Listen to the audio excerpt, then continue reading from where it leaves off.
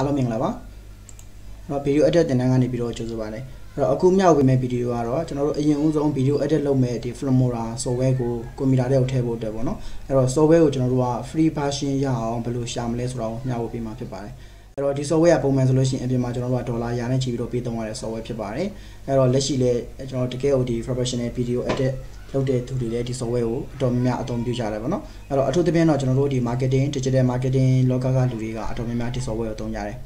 rồi thì software của chúng nó phải lưu free version ya lồng lên xóa lưu để chỉ lấy nhau rồi ở những giống cái của tao mấy cái mà tao biết rồi chúng nó là thì get into PC bọn nó rồi get into PC số này website của chúng nó tao mấy rồi thì get into PC website số là rồi chúng nó thì internet cái này bị rồi tôm biểu thì application software thì có free version này giá dụ trên này cả mà tao biết rồi xài lưu này này để khu bọn nó rồi tất cả đó thì technique cái nó technician này nhà xin cái thì software thì có lưu free version ya lưu bị rồi thì mà rồi upload tiền bị ra bọn nó rồi lưu software tao xài này số này mà màu rồi software em nhà hay xài thì mà lấy chúng nó cũng tôm mấy software mà học bảo bọn nó cha đó cũng lồng ngay này bắt đầu software chúng nó thì mà em nhà hay xài rồi vậy ok rồi chúng nó những giống thì mà chúng nó lưu trên Filmora 9 bọn nó rồi ai software tao bị rồi xài rồi thì search bar mà chúng nó Filmora 9 လို့ရမယ်ဒါပေမဲ့အခုနောက်ပိုင်းကကျွန်တော်2021မှာ update ဖြစ်သွားတာက Filmora 10ပေါ့နော်အဲ့တော့9မဟုတ်တော့ Filmora 10ဖြစ်သွားပါတယ်เนาะအဲ့တော့သူကတော့ဒီမှာ Filmora X ဆိုပြီးတော့ရှာလိုက်လို့ရှိရင်ရတယ်အဲ့တော့6ဆိုတာနှိပ်လိုက်မယ်โอเคအဲ့လိုမျိုးနှိပ်လိုက်တဲ့အခါမှာကျွန်တော်တို့လိုချင်တဲ့ဒီမှာ Wondershare Filmora H 2020 free download ဆိုတဲ့ software လေးပေါ်လာလိမ့်မယ်အဲ့တော့ဒီ software လေးကိုကျွန်တော်နှိပ်လိုက်မယ်เนาะနှိပ်လိုက်တဲ့အခါမှာသူက software download လုပ်လို့ရမယ်ဒီ link ကိုဒီ page ကိုရောက်သွားလိမ့်မယ်ပေါ့အဲ့တော့ဒီမှာဒီ software နဲ့ပတ်သက်တဲ့အကြောင်းအရာတွေအကုန်လုံးသူကရှင်းပြပေးထားတယ်အဲ့တော့ဟိုအောက်ဆုံးမှာ download ဆွဲမယ့်နေရာလေးတစ်ခုရှိတယ်เนาะဒီမှာသူက download ဆိုပြီးတော့64 bit ဆိုပြီးတော့ရှိတယ်ဒါလေးကိုနှိပ်ပြီးတော့ download ဆွဲလိုက်လို့ရှိရင်ဒီ software က internet line ကောင်းတယ်ဆိုလို့ရှိရင်တော့ကျွန်တော်တို့15မိနစ်ကနေမိနစ်20အတွင်းမှာ download ဆွဲပြီးသွားလိမ့်မယ်ပေါ့နော်တကယ်လို့သူက file size ကတော့395 MB ရှိတယ်တကယ်လို့ internet line မကောင်းဘူးဆိုရင်တော့နိုင်ဝက်လောက်ကြာနိုင်တယ်ပေါ့ okay ဒါကို download ဆွဲပြီးသွားလို့ရှိရင်တော့ဒီ file ကကျွန်တော်တို့ရဲ့ computer တွေကိုသူက raw file အနေနဲ့ရောက်လို့မှာဖြစ်ပါတယ်အဲ့တော့ကျွန်တော်ကဒီမှာကြိုတင်ပြီးတော့ download ဆွဲပြီးသားရှိတယ်ဒါလို့အဲ့ file ကကျွန်တော်တို့ရဲ့ computer ထဲမှာသူက raw file တစ်ခုအနေနဲ့ရှိမှာဖြစ်ပါတယ်အခုဒီမှာပြထားတာပေါ့နော်အဲ့တော့ဒီ raw file အနေနဲ့ကျွန်တော်တို့ရမှာဖြစ်ပါတယ်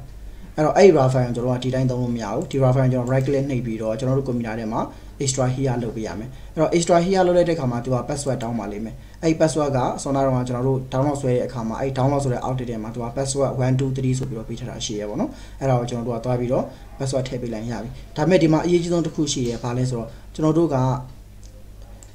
ဒီ software ကိုကျွန်တော်တို့ computer ထဲမှာ right click နှိပ်ပြီးတော့ raw file မဖြည့်ခင်မှာကျွန်တော်တို့ computer ထဲမှာရှိတဲ့ antivirus software တွေကိုကျွန်တော်တို့ပိတ်ထားရမှာဖြစ်ပါတယ်အဲ့တော့ antivirus software ကတော့ကျွန်တော်ဒီမှာဒီ window ကနေပဲကျွန်တော်တို့ bias ဆိုပြီးရိုက်လိုက်ပါတော့အဲ့တော့ bias ဆိုပြီးရိုက်လိုက်တဲ့အခါမှာကျွန်တော်တို့ရဲ့ဒီ bias software ပေါ်လာလိမ့်မယ်နော်အဲ့တော့ဒီမှာပါအဲ့တော့ bias နော် bias anti protection ပေါ်လာလိမ့်မယ်ဒီဥစ္စာလေးပေါ်လာခဲ့လို့ရှိရင်အဲ့တော့တခြားသော Windows 7တွေကတော့သူက Microsoft MSE ပေါ့နော် Microsoft Essential Security ရှယ်အဲ့တော့အဲ့ software ကိုသွားဖွင့်လို့ရတယ်ကျွန်တော်တို့ကဒီ software တွေဝင်ပြီးသားလို့ရှိရင်ဒီမှာကျတော့ manage setting တွေကိုဝင်လိုက်မယ်ဒီနေရာမှာကျတော့ real time protection ဆိုတာကိုကျွန်တော်တို့ off ပေးရမှာဖြစ်ပါတယ်နော်ဒါလေးကိုကျွန်တော် yes ပါအဲ့တော့ off ပေးလိုက်ပြီးဆိုကမှအစောနာတော့ကျွန်တော်တို့ download ဆွဲထားတဲ့ဒီ software ကိုကျွန်တော် right click နှိပ်ပြီးတော့ဖြည့်လို့ရမှာဖြစ်ပါတယ်เนาะအဲ့တော့ right click နှိပ်ပြီးတော့ကျွန်တော်သူကို extra here ဆိုပြီးတော့ဖြည့်လိုက်မယ်အဲ့တော့အဲ့လိုဖြည့်လိုက်တဲ့အခါမှာသူကပေါက်လေးတစ်ခုကြာလာပြီးတော့ password လေးတောင်းပါလိမ့်မယ် password ကအစောနာကျွန်တော်ကြည့်လိုက်တယ်1 2 3ဆိုတာရိုက်မယ်เนาะအဲ့တော့1 2 3ဆိုတာရိုက်ပြီးကျွန်တော်သူ okay လိုက်လို့ရှိရင်ဒီ file လေးကကျွန်တော်တို့ရဲ့ဒီ computer ထဲမှာပွင့်လာလိမ့်မယ်ပေါ့เนาะအဲ့တော့အဲ့ file ပွင့်လာပြီဆိုလို့ရှိရင်တော့အဲ့ file ကိုအဲ့တော့မိတ်ဆွေတို့ရဲ့ computer ထဲမှာဒီ software ကို install လုပ်လိုက်လို့ရှိရင်ရပါပြီเนาะအဲ့တော့ install လုပ်မယ့်အဆင့်လေးကိုတစ်ချက်ပြပေးမယ်အဲ့တော့ခဏလေးစောင့်ကြည့်ပေးနော်ဒါလေးကိုကျွန်တော်တို့လောဆယ် extra ဖြည့်နေတာဖြစ်ပါတယ်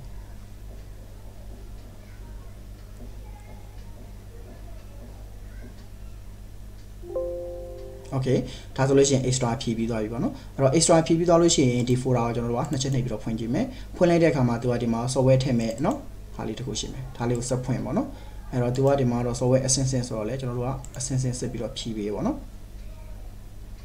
okay အဲ့ဆိုလို့ရှိရင်တော့ဒီမှာ Filmora 8ဆိုတဲ့ software လေးပေါ်လာလိမ့်မယ်အဲ့ software လေးကိုကျွန်တော်တို့ကနှစ်ချက်နှိပ်ပြီးတော့ကျွန်တော်တို့ computer တွေကို install လိုက်လို့ရှိရင် software သုံးလို့ရပြီပေါ့နော်